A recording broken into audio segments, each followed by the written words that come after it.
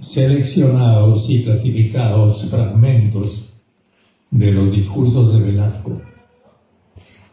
Es bueno recordar que en realidad lo que cubre el nombre Velasco es un conjunto nacional de intelectuales de aquella época, grandes intelectuales nacionales. Si hablamos de la política exterior, está Edgardo Mercado Carrín. Si hablamos de la política marítima y la defensa de las 200 millas, es el almirante Fáula. Si hablamos de educación, es Augusto Salmondi. Si hablamos de agro y reforma agraria, son Guillermo Figalo y Benjamín Samanez Concha, que tuvieron a su cargo Figalo la organización del fuero agrario. Hubo que hacer un fuero especial para los asuntos agrarios porque hasta ese momento, durante los 150 años de república, nunca ningún campesino y ninguna organización campesina, sea la que fuere, había ganado un juicio en el Perú. Nunca. La primera vez que los campesinos empezaron a recibir justicia fue con el fuero agrario.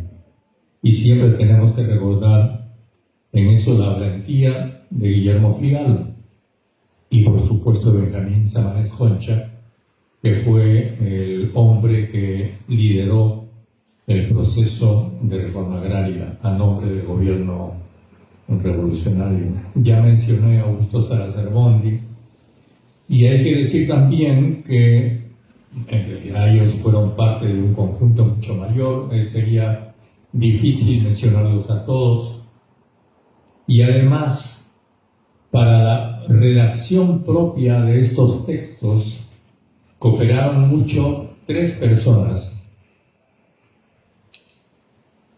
Efraín Ruiz Caro, periodista. Él había sido diputado del Partido Comunista en 1956 y después fue jefe de redacción del diario Expreso. Augusto Zimmermann, que fue secretario de prensa y antes había sido jefe de redacción del diario El Comercio. Y sobre todo la figura de Carlos Delgado, el sociólogo que trabajó permanentemente con Velasco diariamente en la redacción de estos discursos. Entonces, siempre es bueno destacar que se trata de un esfuerzo colectivo de mucha gente, y los mismos textos también son un esfuerzo colectivo, porque lo que decían cuando eran convocados para redactar, tanto Efraín como Augusto Zimmermann como Carlos Delgado, era solamente los proyectos, y los discursos de Velasco se discutían línea por línea en el Consejo de Oficiales Asesores de la Presidencia de la República, el famoso COAP. Entonces era un proceso bastante complejo y cada palabra era medida, meditada. Velasco solamente habló espontáneamente en las conferencias de prensa que convocaba, que era una suerte de conversaciones con la prensa, cada mes o cada 15 días, pero cuando él hablaba como presidente, jamás habló espontáneamente.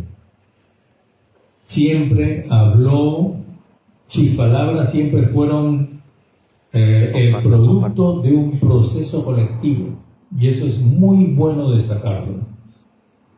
Entonces yo quiero en mi intervención destacar este primer hecho, que estas palabras, estos párrafos reflejan el estado mental de una nación, el estado mental de los intelectuales civiles y militares de una nación. En aquella época todavía podríamos hablar de intelectuales militares. No sé si ahora podemos hablar en los mismos términos. Bueno, y eso es lo primero que quería destacar. Lo segundo es que, bueno, hay una edición anterior de estos discursos ya agotada. Está, me parece que en 2 tomos están todos los discursos de Velasco, íntegros, porque estos son párrafos seleccionados. Y lo otro y final que quiero destacar es que aquí también se puede observar la evolución del pensamiento revolucionario de la época, porque no fue lo mismo aquello que se dijo en 1968 y menos todavía aquello que se dijo antes del 68 en el Plan Inca, que lo que se dijo el año 1975, el último año de la revolución.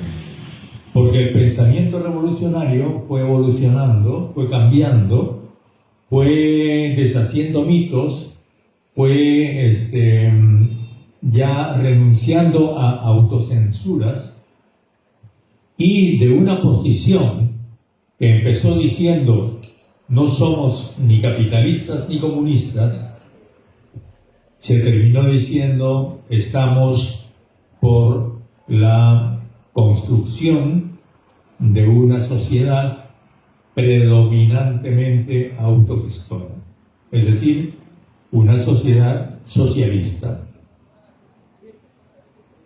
Entonces, de un comienzo en negativo, decir no vamos a hacer esto ni esto, acá se culmina en una etapa en positivo. Y eso es ya, desgraciadamente, agosto de 1975, cuando Velasco es derrotado.